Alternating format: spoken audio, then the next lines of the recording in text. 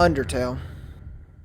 I've wanted to make a video about Undertale for a long time, but after 8 years, there isn't a whole lot to say that hasn't already been said countless times. From people playing through the game countless times to see every single variation, no matter how big or small, to people digging through every single line of code.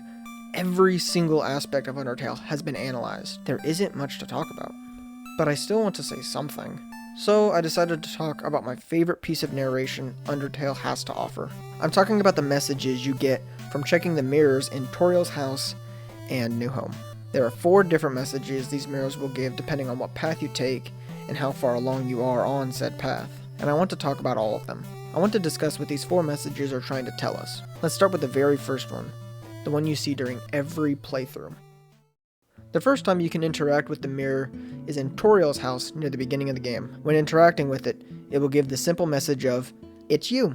This one is not too deep and is more of a setup for the future messages in the mirror. The one thing I will say about this first message is that I believe it, along with all the other mirrors, are speaking directly to you, the player. That seems kind of obvious, but I think it's important to establish it for this video. After beating Sans during a genocide route, you enter New Home, where Flowey will tell you more of his backstory. You can find a mirror here as well, and if you have committed to a true genocide route, interacting with it will give you the message, "It's me, Kara," or whatever you name the fallen child. I'll refer to them as Kara to make it easier. I think most players sort of understand what this message is trying to say. Kara is heavy symbolism for the player, and the feeling of detachment from the game. In Kara's own words, they are that feeling every time a number increases. Kara represents the need for completion, the need to comb over every little bit of game to get every last drop of content. Actually, scratch that. Flowey represents the need to complete everything a game has to offer, as he himself has done just that, while Kara represents the feeling of completion, where there is nothing left to do. Kara and Flowey both represent the same thing, but in different ways. That's kind of difficult to explain, but whatever. That's a topic for another day. When looking in the mirror gives the message, "It's me, Kara."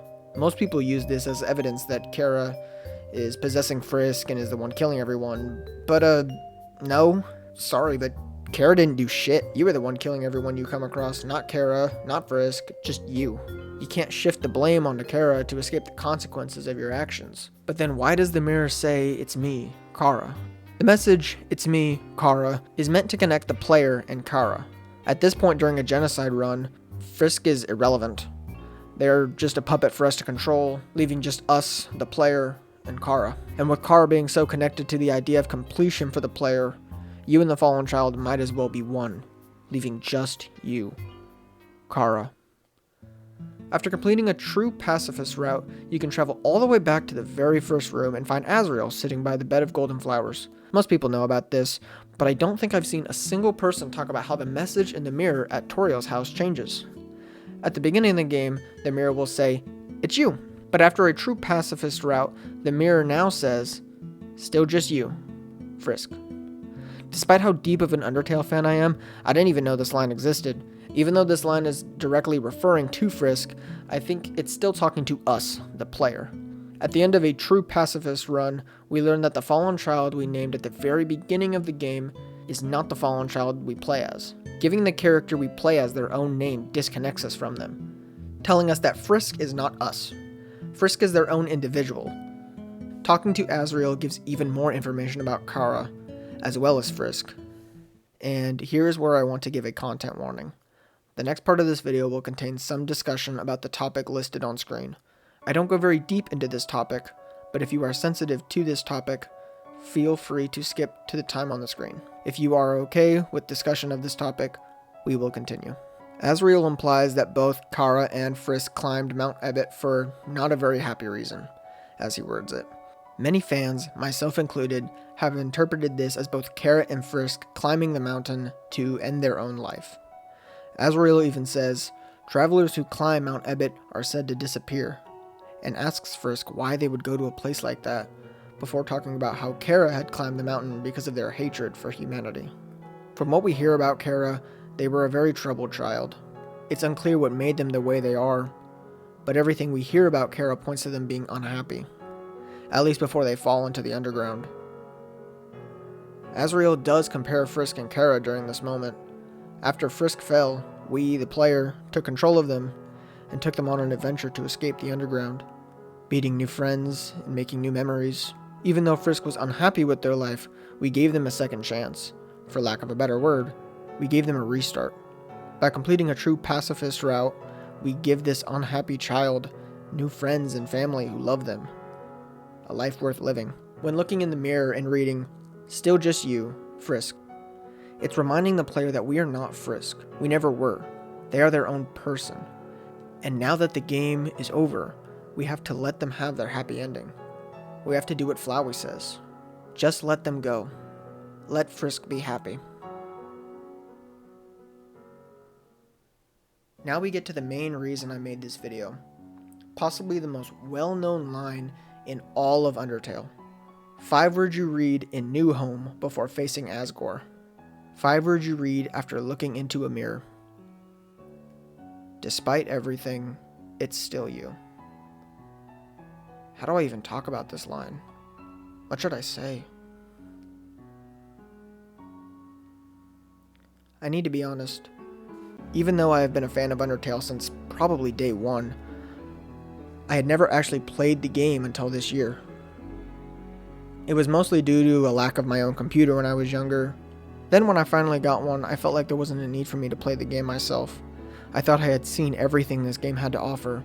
Every character, every area, every plot point, every secret, every ending.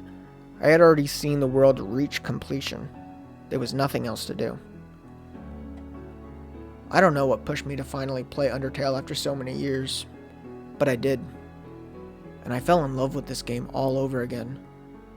It was like meeting an old friend for the first time.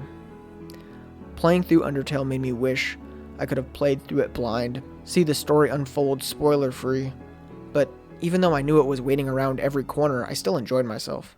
After a while, I got to New Home, and even though I knew what it would say, I checked the mirror anyway. Despite everything, it's still you.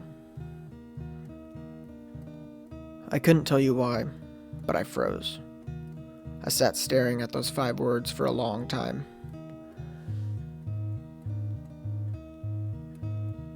Throughout my life, there have been many games that have made me feel a way I haven't been able to describe. It's not the same feeling each time, but it's still a feeling I have no words for. I didn't expect to feel that when playing through Undertale. I didn't think this game could emotionally affect me any more than it already has. Again, I had already seen everything this world has to offer. And during my journey, I wasn't hit by any emotional moments. The most these moments got out of me was a smile wider than the one I was already wearing. But those words, despite everything, it's still you, hit me harder than any moment from any game I have ever played. I'm dead serious. Nothing has hit me harder than those 5 words. Despite everything, it's still you.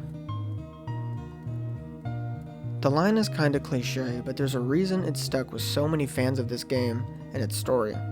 Because this line is not related to Undertale. It's not meant to be read through Undertale's story. It's meant to be read through your story. I want you to think. About what, you ask? Well, everything. Everything you can remember. Everything that has happened to you. Think about every friend you have made or every foe you have faced. Think about the memories you have made with those people. Think about the love you have been shown. Think about the love you have shown to others. Think about all the places you have traveled. Think about every big decision you've ever made and every consequence to those decisions. Think about the things you regret and the things you don't. Think about everything you have gained, everything you worked towards and earned. Think about the things you've lost. Think about the people you've lost. Think about your hopes and dreams for the future. Think about where you want to be, where you want to go, who you want to meet, what you want to do, what you want to make. Think about all the accomplishments, the triumphs, the tragedies, the mistakes. Think about everything. Think about who you are. Think about everything you've been through. Now look in the mirror. Who do you see?